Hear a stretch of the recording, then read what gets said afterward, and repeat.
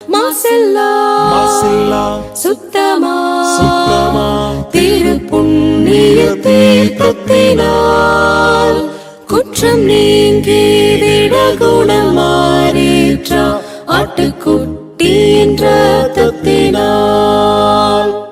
மாசில்லா சுத்தமா திருப்புண்ணிய தீர்த்தத்தினால் குற்றம் நீங்கி விடகுணமாறீற்ற ஆட்டுக்குட்டியின் ரத்தத்தினால். தேவனுடைய நாமத்திற்கு மகிமை உண்டாவதாக. வாரத்தின் முதல் நாளிலே நாம் சபையாக ஒன்று சேர்ந்து தேவனை தொழுது கொள்வது என்பது நமக்கு கிடைக்கப்பட்டிருக்கிறதான மிக பெரிதான ஸ்லாக்கியம். ஆகையினாலே நாம் நன்றி உணர்வோடு மகிழ்ச்சியோடு முழுமனதோடு ஆவியோடு உண்மையாக அவரை நாம் தொழுது கொள்வோம். தூக்கமாக ஒரு பாடலை நாம் தெரிந்து கொள்வோம். சகோதரர்களை அன்போடு அழைக்கின்றோம்.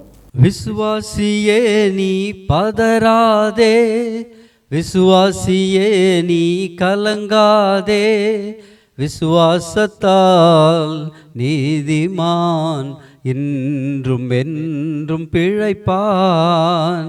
விசுவாசத்தால் நீதிமான் இன்றும் என்றும் பிழைப்பான்.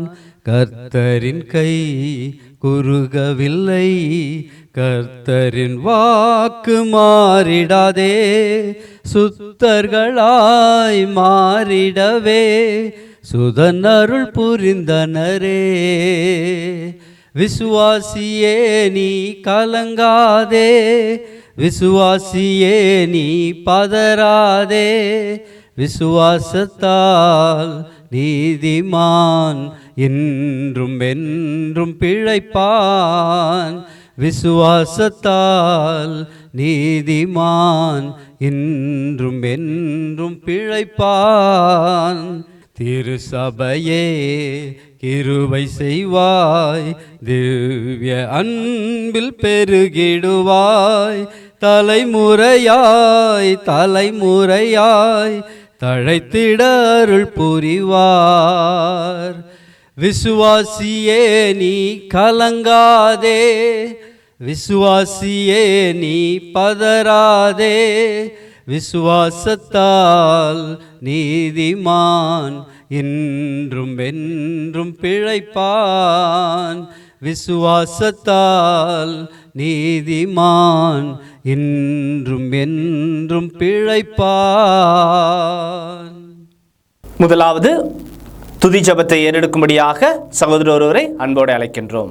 பரலோகத்தில் வாசமாக இருக்கிற எங்கள் நல்ல பிதாவே, இக்காலத்தில் எங்களை அற்புதமாக வழிநடத்தி கொண்டு வருகிறவரே, உம் கிருபையாலும் உம் இரக்கத்தாலும் நாங்கள் வாழுகிறோம்.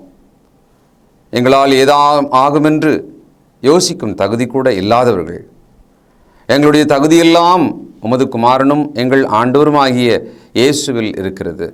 இந்த நாளிலே அவர் மூலமாய் அவர் இரத்தத்தால் கழுவப்பட்டவர்களாய் பலவீனராகிய நாங்கள் ஆவியின் பலத்தால் உம் சமூகத்தில் வந்து உம்மை தொழுது கொள்ள காத்திருக்கிறோம். நல்ல பிதாவே, எல்லாருமாய் சேர்ந்து எங்களை ஒரு பலி போல மொத்தமாக பலிபீடத்தின் மேலே ஒப்புக் கொடுக்கிறோம். இந்த நாளில் உம்மை தொழுது கொள்வதனால் உண்டாகிற ஆசீர்வாதம், சமாதானம், சுகம் அனைத்தையும் பெற்றுக்கொள்ள வாஞ்சையாய் எங்களை தாழ்த்துகிறோம். எங்கள் பாவ குற்றங்களை மன்னித்து எங்களை சுகந்த வாசனையாக முகர்ந்து எங்களை பலியாக ஏற்றுக்கொண்டு ஆசீர்வதிப்பீராக. நீ செய்த எல்லா உபகாரங்களுக்காக நன்றி என்று சொல்வதை தவிர வேறொன்றும் எங்களிடத்தில் இல்லை. எங்களை தாழ்த்துகிறோம், உம்மை உயர்த்துகிறோம். இயேசு கிறிஸ்துவின் பரிசுத்த நாமத்தில் துதித்து ஜெபிக்கிறோம் பிதாவே, ஆமென். பிதா குமாரன் பரிசுத்தாவின் நாமத்திலே ஆசீர்வதித்து உலகளாவிய திருச்சபையை அன்போடு அழைக்கிறேன். உலகத்தில் நீங்கள் எந்த பகுதியில் இருந்தாலும் கர்த்தருடைய நாளில் அப்போஸ்தலருடைய உபதேசத்தின்படி ஜெபம் செய்து ஐக்கியம் கொண்டு அப்பம் பெற்று ஜீவனுள்ள காணிக்கைகள் வழியாக தேவனை மகிமைப்படுத்த வேண்டும் என்று உங்களை நான் கேட்கிறேன். அன்பு நிறைந்த சகோதர சகோதரிகளை, நாம் கர்த்தரை தொழுது கொள்ளும்போது நம்முடைய இருதயத்தில் தேவனுடைய வசனம் இருக்க வேண்டும். மத்தேயு 13வது அதிகாரம் 23வது வசனத்தில் வாசிக்கிறோம். நல்ல நிலத்திலே விதைக்கப்பட்டவன் எவனோ அவன் வசனத்தை கேட்கிறவனும் உணர்கிறவனுமாயிருந்து 100ஆகவும் 60ஆகவும் 30ஆகவும் பலன் தருவான் என்றார்.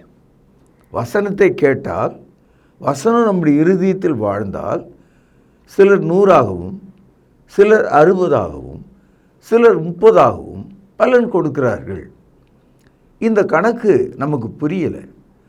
நாம் எல்லாரும் வசனத்தை கேட்டாலும் ஒரு சிலர் 100ஆகவும் ஒரு சிலர் 60ஆகவும் ஒரு சிலர் 30ஆகவும் தங்கள் இருதயத்திலே வசனத்தை வைத்திருக்கிறார்கள். இதற்கு என்ன காரணம்? வசனத்தை உணரும் போது 100ஆக இருக்கிறது. வசனத்தை உணராது இருக்கும்போது அது குறைய ஆரம்பிக்கிறது. சில சமயங்களில் மனிதனுடைய இருதயத்தில் வசனமே இல்லாமல் கர்த்தருடைய நாளில் ஒரு எம்டி பேக் மாதிரி, ஒரு காலியான பையை போல, ஒரு எம்டி பாட், ஒரு காலியான குடத்தை போல நாம் இந்த காலையில் இங்கே இருக்கலாம்.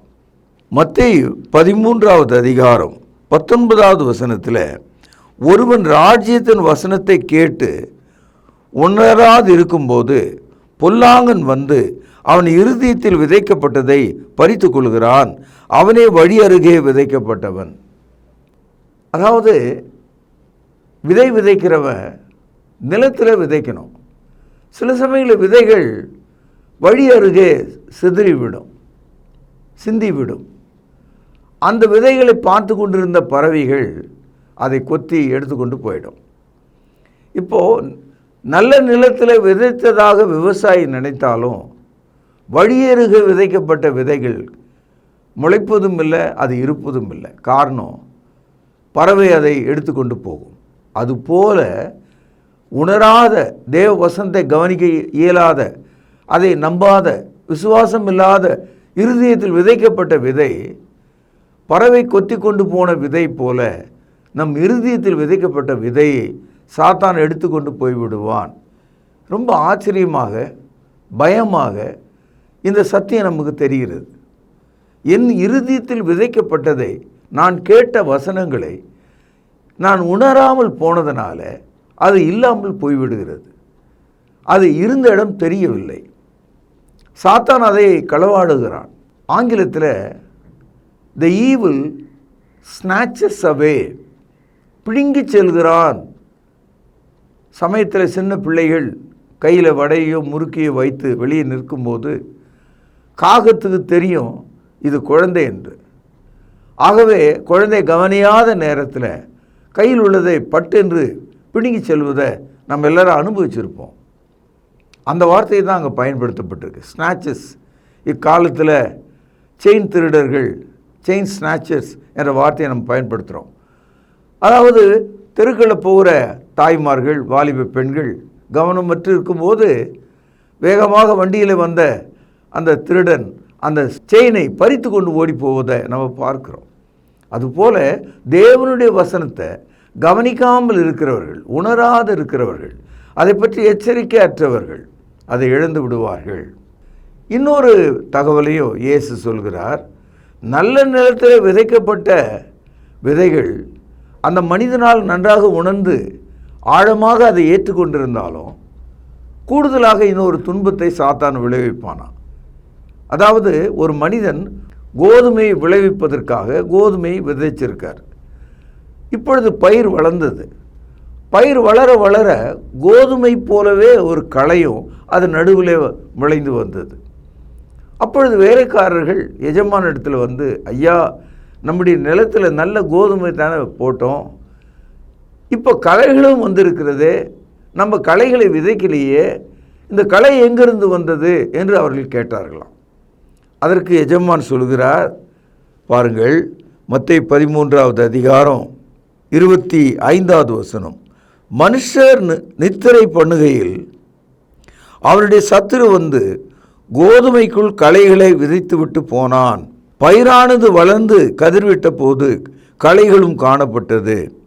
வீட்டு எஜமானுடைய வேலைக்காரர்கள் அவனிடத்தில் வந்து, ஆண்டவனே, நீர் உமது நிலத்தில் நல்ல விதையை விதைத்தீர் அல்லவா, பின்னே அதில் களைகள் எப்படி உண்டானது என்றார்கள். அதற்கு அவன், சத்துரு அதை செய்தான் என்றான்.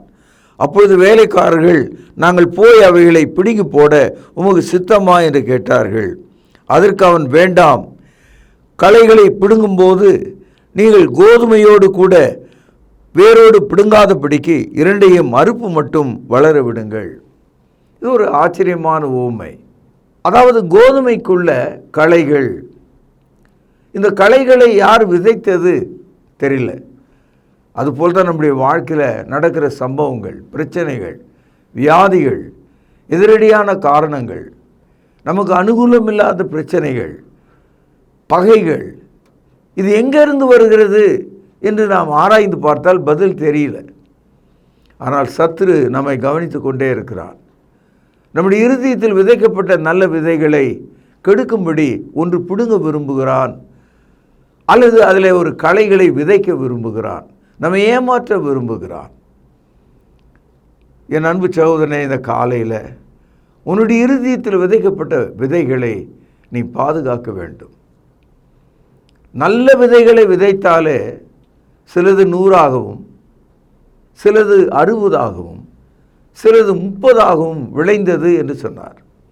அப்படியானால் 100 விதைக்கப்பட்ட இடத்துல 60 விளைந்திருந்தால் 40 களைகள், 100 விளைய வேண்டிய இடத்துல 30 விளைந்திருந்தால் 70 களைகள். நமக்கு பள்ளியில் பாஸ் ஃபெயில் போடுகிற போது இத்தனை மார்க், பாஸ் மார்க் என்று வைத்திருப்பார்கள். அதுக்கு கீழே போனோம்னா ஃபெயில் ஆகிடுவாங்க. 40 மார்க் என்று வைத்திருந்தால் அதற்கு மேலே எடுத்தவங்கெல்லாம் பாஸு, 39 எடுத்தால் ஃபெயில்னு சொல்லுவாங்க. அது மாதிரி 100 என்ற இடத்துல 30 இருந்தால் கூட ஆண்டவருடைய ராஜ்யத்தில் நீங்கள் பாஸ் மார்க் போட்டுக்கலாம். ஆனால் 29 இருந்தால் நிலைமை மோசம். என் அன்பு சகோதரர்களே, இந்த காலையில் தேவனுடைய வசனத்தை நாம் கேட்க வேண்டிய விதமாக கேட்க வேண்டும். உணர வேண்டிய முறையில் நாம் உணர வேண்டும். இல்லைன்னு சொன்னால் வழியருகே விதைக்கப்பட்ட விதை சத்ருவாலே எடுத்துக்கொண்டு போனது போல இருதயத்தில் விதைக்கப்பட்டவைகள் எடுத்துக்கொண்டு போகப்படும். அப்படியே முளைச்சி அந்த விதைகள் வந்தாலும் கூட அதில் களைகளை சாத்தானால போட முடியும். ஆகவே இப்படிப்பட்ட ஒரு சூழலில் பரிசுத்த சகோதரர்களே, நாம் தேவனுடைய வசனத்தை உணரத்தக்கதாக, புரிந்து கொண்டவர்களாக, அதன்படி வாழ்கிறவர்களாக இருக்கும்படி நம்மை தாழ்த்த வேண்டும். லூக்கா 8ஆம் அதிகாரம் 11வது வசனம் பாருங்கள். அந்த உவமையின் கருத்தாவது, விதை தேவனுடைய வசனம். அப்போது இந்த இடத்துல இயேசு கிறிஸ்து விதையை தேவனுடைய வசனம் என்று சொல்கிறார். ஒவ்வொரு விதைக்குள்ளும் ஒரு உயிர் இருக்கிறது. ஒவ்வொரு விதையும் தன்னுடைய இனத்தை அது வெளிப்படுத்துகிறது. ஒரு சிறிய விதை, அரைக்கீரை, சிறுக்கீரை விதையெல்லாம் பார்த்திங்கன்னா ரொம்ப சின்னதாக இருக்கும். ஆலமரத்தினுடைய விதை பார்த்திங்கன்னா ரொம்ப சின்னதாக இருக்கும். ஆனால் அந்த விதைக்குள்ளே இவ்வளோ பெரிய ஆலமரம் இருக்குதுன்றதை நாம் நம்பணும். அந்த விதைக்குள்ளே வாடி போகிற கீரை முளை என்றதை நம்ம நம்பணும். ஒவ்வொரு விதைக்குள்ளும் ஒரு உருவமும் உயிரும் வளர்ச்சியும் பிரம்மாண்டமும் இருக்கிறது. தேவனுடைய வசனம் நல்ல நிலமாகி நம்முடைய ஆத்மாவில் விதைக்கப்படும் போது தேவன் விரும்புகிற உருவத்தையும் தகுதியையும் பரிசுத்தத்தையும் நாம் அடைகிறவர்களாக இருக்கிறோம். யாக்கோபு 1வது அதிகாரம் 18வது வசனம். அவர் சித்தம் கொண்டு தம்முடைய சிருஷ்டிகளில் நாம் முதற் பலனாவதற்கு நம்மை சத்திய வசனத்தினாலே ஜெனிப்பித்தார்.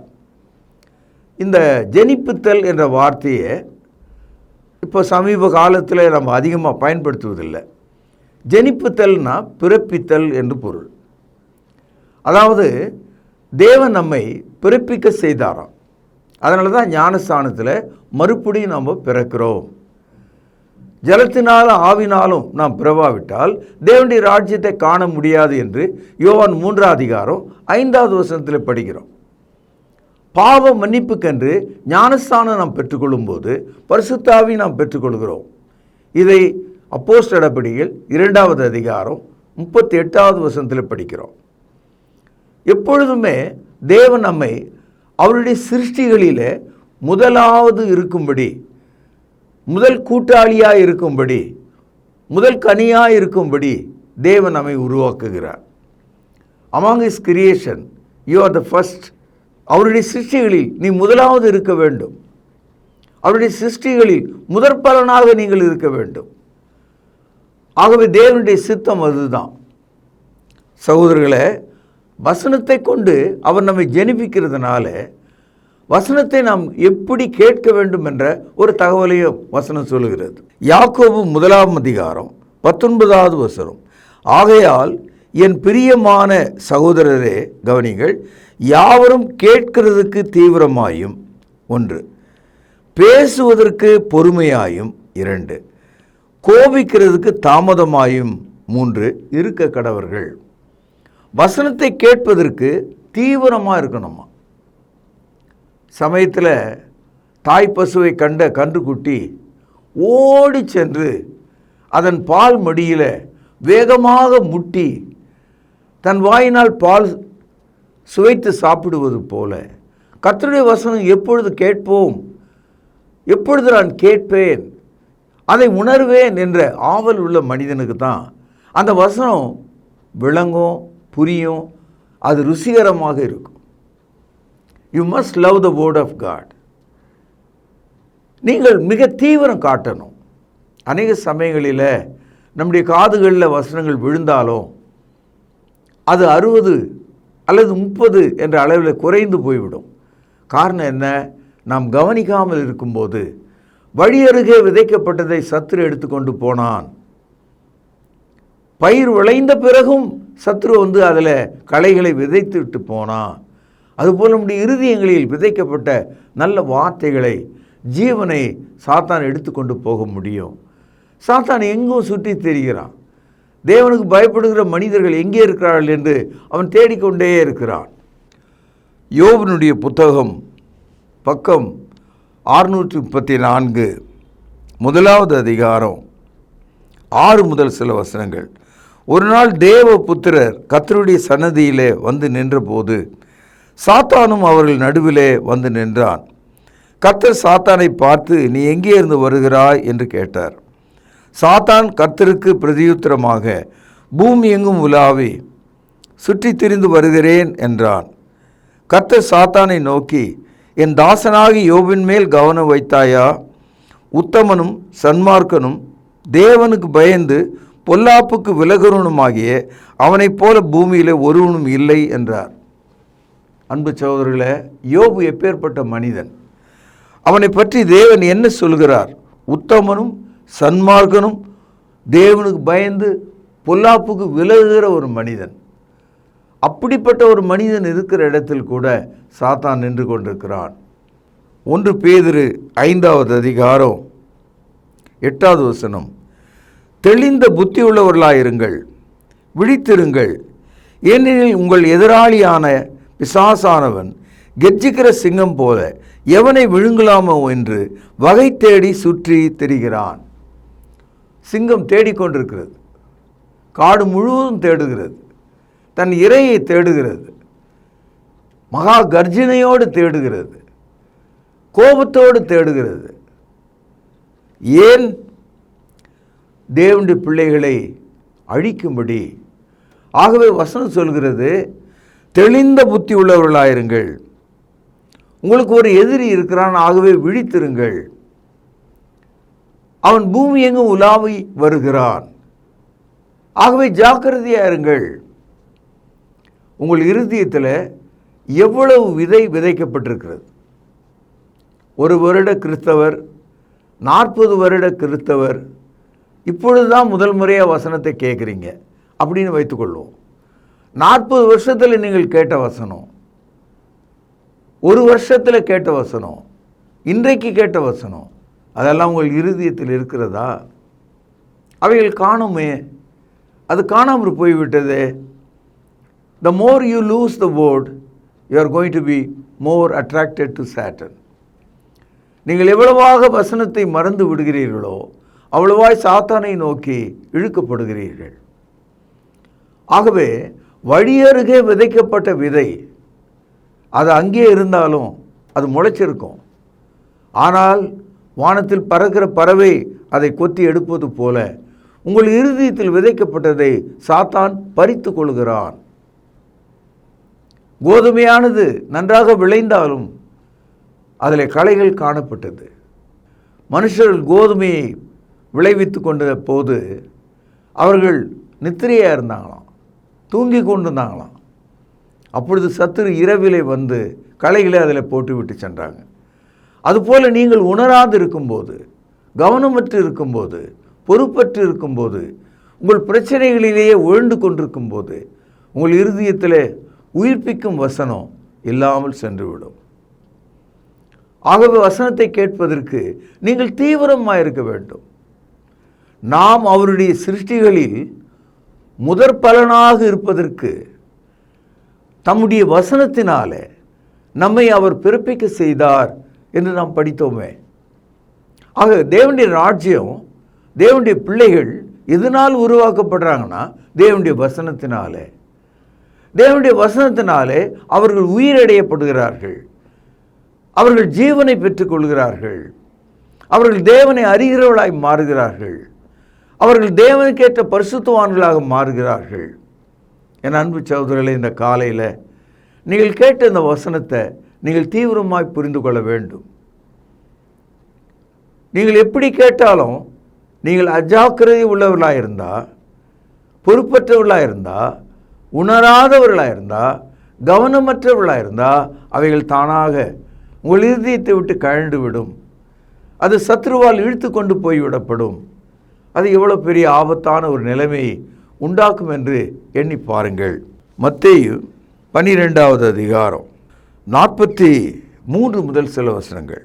அசுத்த ஆவி ஒரு மனுஷனை விட்டு புறப்படும் போது வறண்ட இடங்களில் அலைந்து இளைப்பாறுதல் தேடியும் கண்டடையாமல் தான் விட்டு வந்த வீட்டுக்கு திரும்பி போவேன் என்று சொல்லி அங்கே வந்து அந்த வீடு வெறுமையாகவும் பெருக்கி ஜோடிக்கப்பட்டதையும் இருக்க கண்டு திரும்பி போய் தன்னிலும் பொல்லாத வேறு 7 ஆவிகளை தன்னோடு கூட்டி கொண்டு வந்து உட்புகுந்து அங்கே குடியிருக்கும். அப்பொழுது அந்த மனுஷனுடைய முன்னிலைமையிலும் அவனுடைய பின்னிலைமை அதிக கேடு உள்ளதாக இருக்கும். இப்படியே இந்த பொல்லாத சந்ததியாருக்கும் சம்பவிக்கும் என்றார். வசனத்தை கேட்டு பிரகாசம் அடைந்த மனிதன், புது ஜென்மத்தை பெற்ற மனிதன், புது வாழ்வை பெற்ற மனிதன் ஒரு வீடு சுத்தமாக பெருக்கி ஜோடிக்கப்பட்டு அழகுபடுத்தப்பட்டு காட்சி பொருளாக இருக்கிற ஒரு மனிதனைப் போல இருக்கிறானா, அழகான ஒரு வீட்டைப் போல இருக்கிறானா. அந்த வீட்டுக்குள்ளே முன்ன குடியிருந்த பிசாசு திரும்ப வந்து அந்த வீட்டை பார்க்குதான், அந்த மனிதனை பார்க்கிறதாம், அவனுடைய இருதயத்தை பார்க்கிறதாம். அந்த வீடு பெருக்கி ஜோடிக்கப்பட்டு பிரகாசமாக அலங்கரிக்கப்பட்டதை பார்த்து அதுக்குள்ளே யார் குடியிருக்கிறாங்கன்னு பார்த்துருக்கு, யாருமே இல்லை. ஆகவே சாத்தான் என்ன செய்தானா, நான் மட்டும் போனால் பத்தாது, என்ன மாதிரி இன்னும் ஒரு கொடிய 7 பொல்லாத ஆவிகளை கூட்டி கொண்டு வந்து அந்த வீட்டுக்குள்ளே நுழைஞ்சான். இப்போ அந்த வீடு எப்படி இருக்கும்? இயேசு கிறிஸ்து சொல்கிறாரு, முன்னிலைமையிலும் பின்னிலைமை கேடு உள்ளதாக இருக்கும். முன்னையே பரவாயில்ல, இப்போ அதோட மோசமாக போச்சு. நீங்கள் பைபிளை கையில் எடுக்கிறதுக்கு முன்னால் இருந்த வாழ்க்கையை விட கேவலமான ஒரு வாழ்க்கைக்கு வந்துவிட்டால் முன்னிலைமையிலும் பின்னிலைமை கேடு உள்ளது இல்லையா? உன்னுடைய விசுவாசம் கேடாய் போய்விட்டது இல்லையா? இயேசு என்ன சொல்ல வருகிறார் என்று கவனியுங்கள். சாத்தான் உன் இருதயத்தில் விதைக்கப்பட்ட விதையை அவன் எடுத்துக்கொள்வான், களைகளை போட்டு விடுவான், மீண்டும் பொல்லாத 7 ஆவிகளை உன் வீட்டுக்குள்ளே கொண்டு வந்து விடுவான். ஆகவே நீங்கள் ஜாக்கிரதையாக இருங்க. முன்னிலைமையிலும் பின்னிலைமை கேடு உள்ளதாக இராதபடி பார்த்து கொள்ளுங்க. இந்த காலையில் இந்த எச்சரிப்பின் வசனத்தை கொண்டு, உம்முடைய வசனம் என் கால்களுக்கு தீபம், என் பாதைக்கு வெளிச்சம் என்று சங்கீதம் 119, 105 படிக்கிறோமே, அவ்விதமாக உங்கள் வாழ்க்கையில் வெளிச்சமும் வாழ்வும் உண்டாகும்படி, சீரும் சிறப்பும் உள்ள வாழ்க்கையில் நீங்கள் நிலைத்திருக்கும்படி உங்களை ஆசீர்வதித்து இந்த நற்செய்தியை நான் இங்கே நிறைவு செய்கிறேன். பிரார்த்தனை செய்வோம். பரலோகத்தில் வாசமாக இருக்கிற பரிசுத்தமுள்ள தகப்பனே, இந்த காலையில் நாங்கள் கேட்ட ஜீவனுள்ள வசனத்துக்காக ஸ்தோத்திரம். ஆண்டவரே, அழகாக பெருக்கி ஜோடிக்கப்பட்ட அந்த வீடு மீண்டும் 7 பொல்லாத ஆவிகள் நுழைந்து முன்னிலைமையிலும் பின்னிலைமை கேடுள்ளதாக மாற்றியதை நாங்கள் கவனிக்கிறோம்.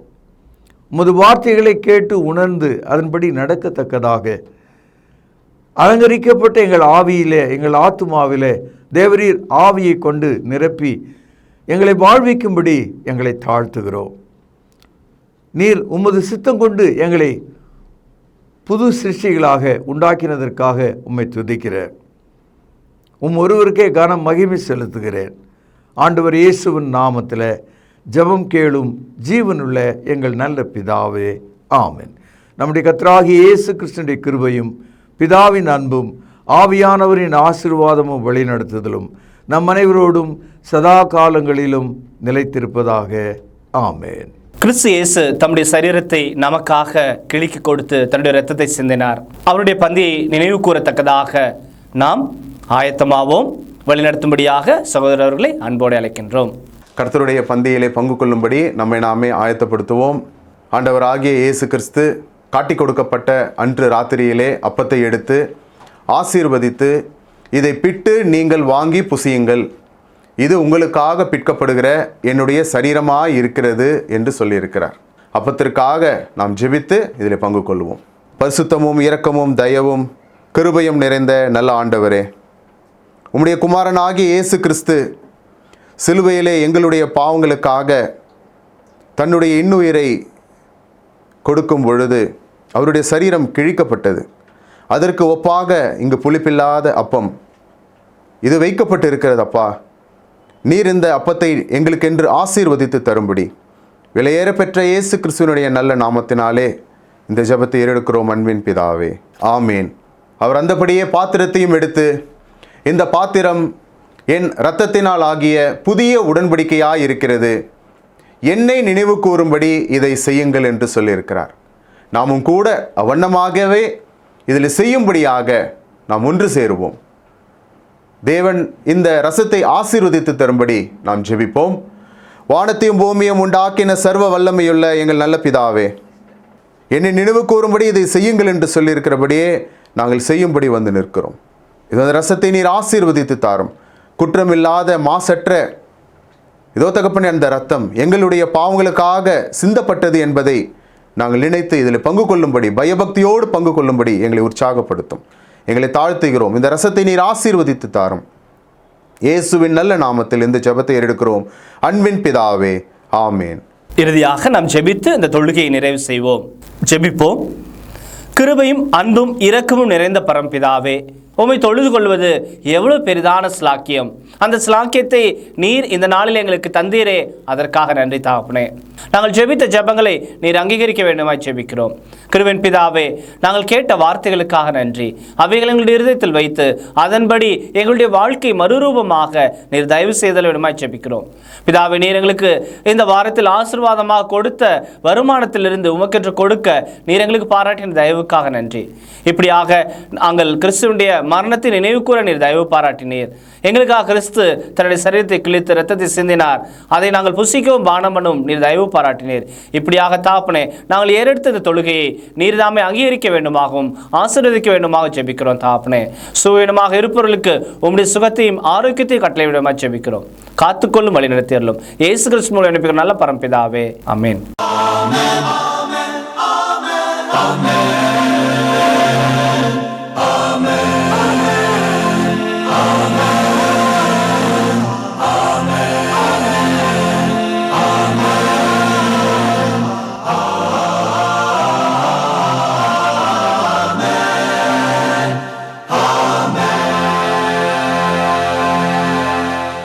அன்பானவர்களே, புதிய ஏற்பாட்டு தொழுகைக்கு திரும்புங்கள். இடம் YMCA வளாகம், ஹைகோர்ட் எதிரில், பிரதி ஞாயிறு காலை 11 மணி அளவில் அன்புடன் அழைக்கிறோம். Come and worship with us every Sunday at 11 AM, YMCA Hall, opposite High Court, Parish Corner. கர்த்தாவே, தேவர்களில் உமக்குப்பானவர் யார்? வானத்திலும் பூமியிலும் உமக்குப்பானவர் யார்? உமக்குப்பானவர் யார்? உமக்கொப்பானவர் யார்? வானத்திலும் பூமியிலும் உமக்கொப்பானவர் யார்? வானத்திலும் பூமியிலும் உமக்கொப்பானவர் யார்?